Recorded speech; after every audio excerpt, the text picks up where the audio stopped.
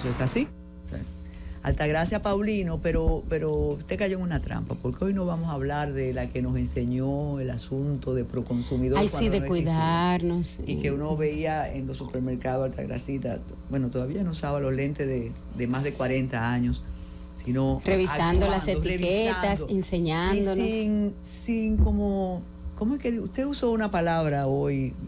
Sin aceite, Altagracita iba con su asunto y decía. Y se convirtió en una marca Altagracita Paulino, Proconsumidor. ¿De dónde sale eso? Una persona que es periodista, que es ibaeña, que dolorosamente la conocimos cuando creo que a los 20 y tantos años tuvo un evento realmente dramático en su vida, que se puede decir porque hay un fruto maravilloso que es tu muchacho. Entonces, conocíamos esa Altagracita, pero de repente descubrimos que esta muchacha, yo no sé si fue el viaje a Israel que te hizo daño. Bienvenida, Altagracita. ¿De dónde sale ese afán por cuidarnos del consumo? Mira, es una historia de lo más interesante. Cuando surge 1+1, Juan Bolívar me lleva para allá, para que haga el reporte al consumidor. Entonces eso era un sacrificio, a las 5 de la madrugada, estoy en los mercados viendo los precios.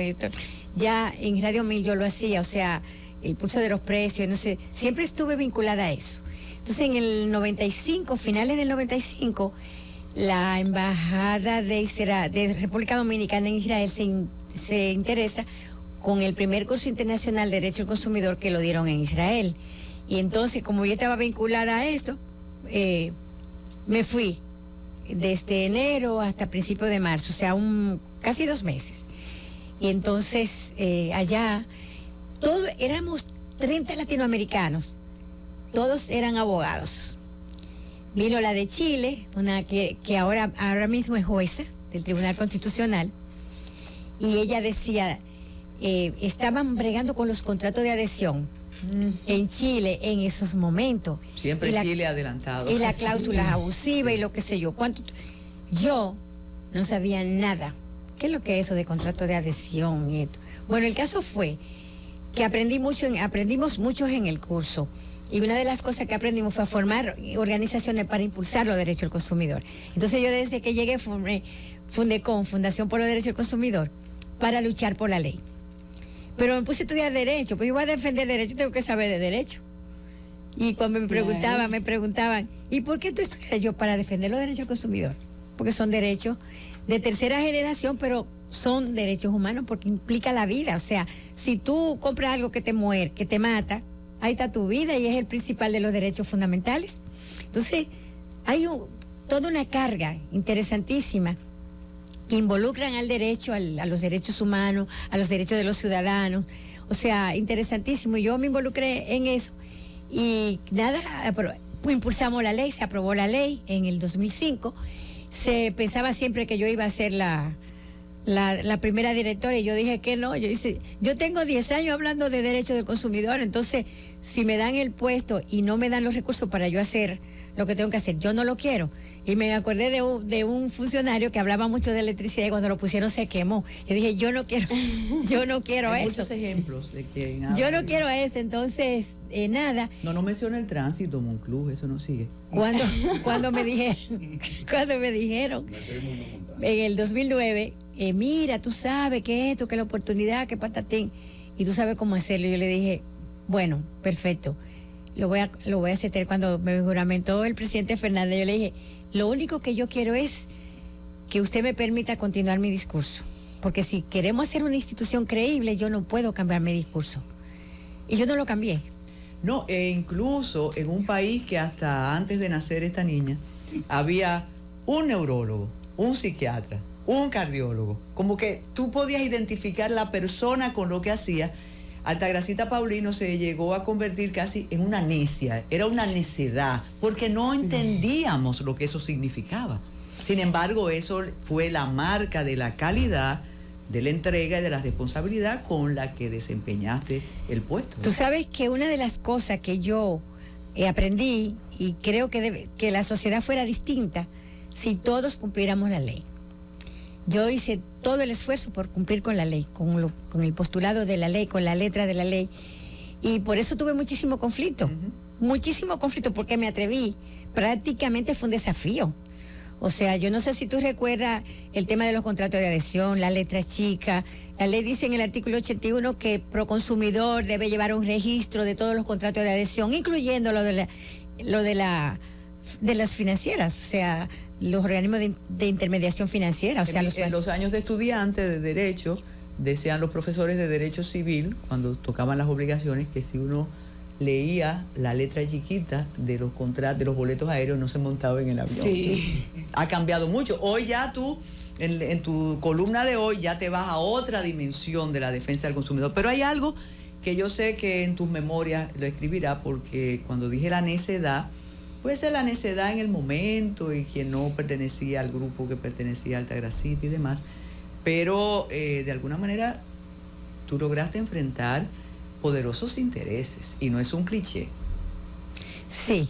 Y creo que te dejamos sola en algún momento. Algunos decían que había cedido, pero Altagracita, sí. Yo no cedí en nada.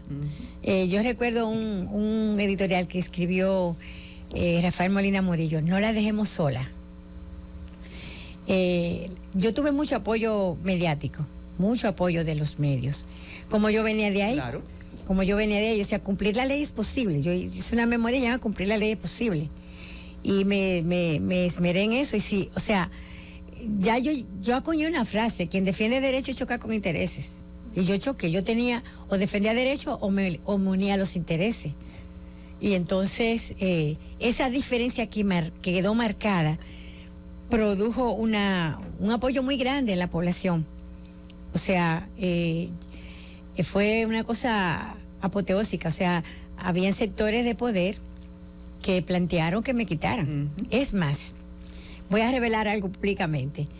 Yo era directora de Proconsumidor en el 12. En el 16 de agosto del 12, todos los directores y funcionarios públicos fueron invitados a la toma de posesión. A mí no me invitaron. ¿Y no fue un olvido, un desliz? Bueno, mi marido, que era ministro de Hacienda, lo invitaron, pero a él solo. Y él dijo, no, pero si no te invitan a ti, yo no voy. Y no fuimos. O sea, mira hasta dónde el poder económico influye hasta en cosas tan elementales como una simple invitación. No, una simple invitación. Wow. No, eso yo nunca lo había dicho públicamente, pero nada, ya eso pasó. Eso es para que tú veas la influencia.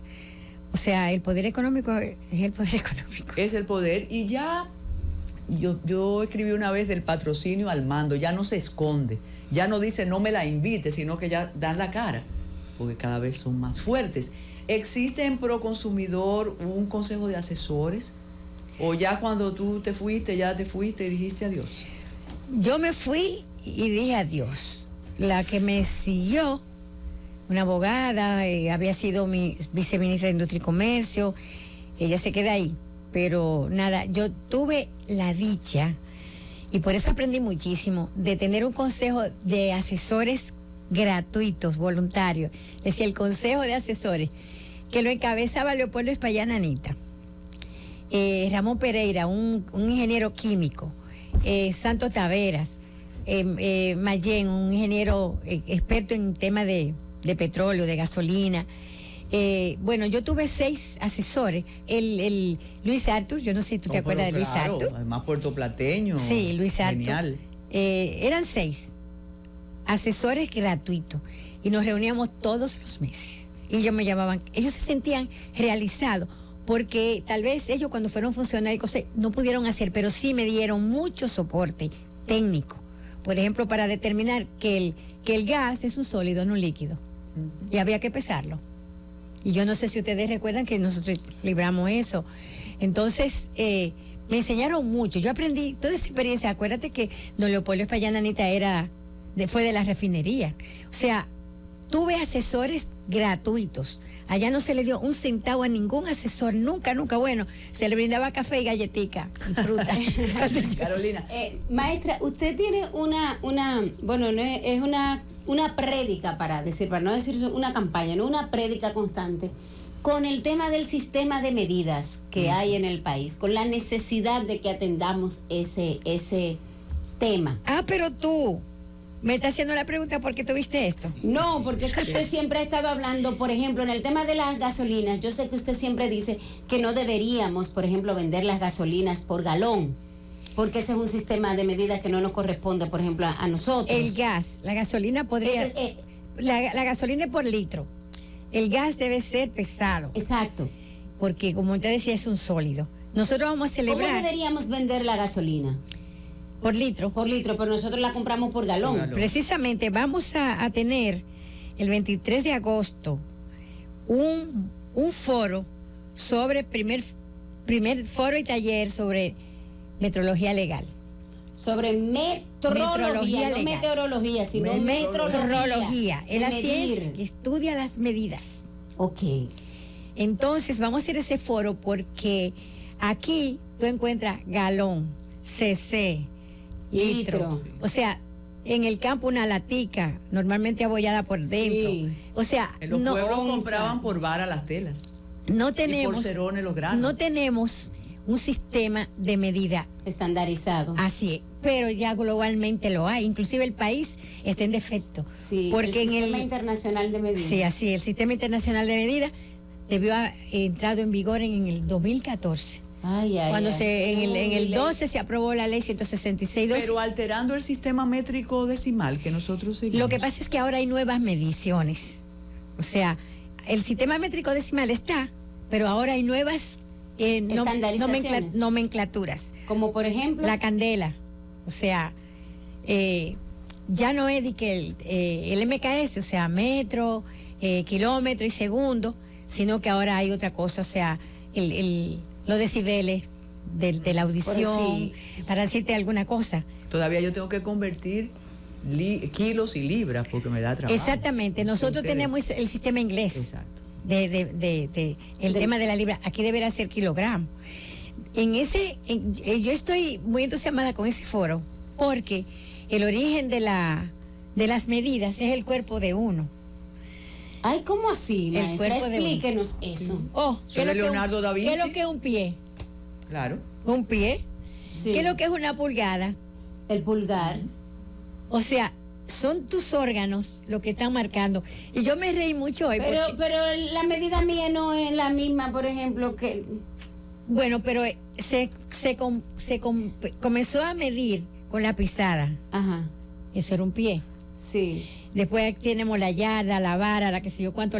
El caso es que el cuerpo humano es la sombra. Sí, yo le digo, pero que las personas tenemos tamaños distintos. Tú sí, Carmen, debes saber que a las 12 del día los campesinos la sabían porque pisaban, si se pisaban la cabeza en la sombra. Claro, por supuesto. Sí, se pisaban. Entonces, vamos a hablar de todas esas cosas en ese foro. Ese foro, esta mañana yo me levanté porque voy a escribir sobre eso para que la gente entienda la importancia que tienen las medidas. Yo me inventé ese foro por una razón sencilla, que me pasó a mí. Casi todo lo que yo... Ya están escribiendo que dónde es, que no le cambien las medidas después de viejo. No es eso.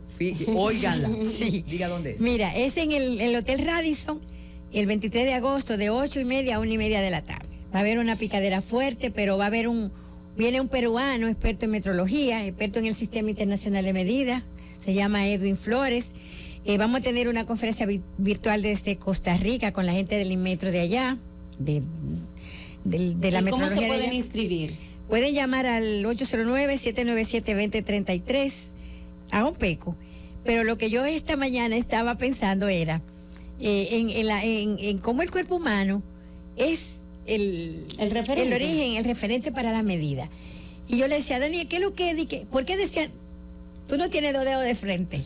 Es verdad. O sea, ¿cuántos dedos tiene? O sea, es interesantísimo todo el proceso. Pero hay algo más, aunque tú que conoces de esto, hay que darle la palabra a este señor que ya siento su mirada. Sí, Roberto. Y así como dijiste que ellos no se acuerdan, pero tú y yo sí.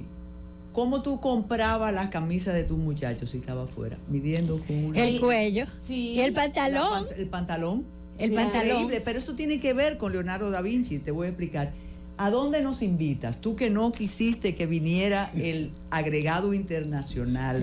Nuestro querido Roberto Monclús, que está con nosotros acá en la Se amigó mío de hace muchos años. Toda la vida. Sí. Pero el balocito y prende candela, pero que es una medida de metrología, ya tú dijiste. Que adorna esta cabina hoy acá. Invítanos. Engalana esta cabina. Gracias, Carmen. Amigos televidentes.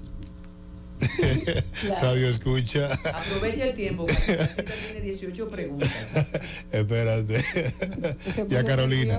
No, simplemente la subsede del Parlamento Centroamericano, la subsede de República Dominicana, este próximo lunes estaremos celebrando los 25 años de la incorporación oficial de República Dominicana a ese organismo regional, a ese órgano político del Sistema de Integración Centroamericano SICA, donde 10 de la mañana en el Salón Hugo Tolentino Dit de la Cámara de Diputados. Vamos a reconocer a los dos primeros presidentes del Parlacén de origen dominicano, Manolo Pichardo, que ahora milita en la Fuerza del Pueblo, que hizo una gran labor, y también al diplomático intelectual Tony Raful. Pero también vamos a aprovechar la ocasión para reconocer post-mortem pues a personalidades que integraron originalmente, o en aquella primera fase que no era por la elección, el Parlamento Centroamericano.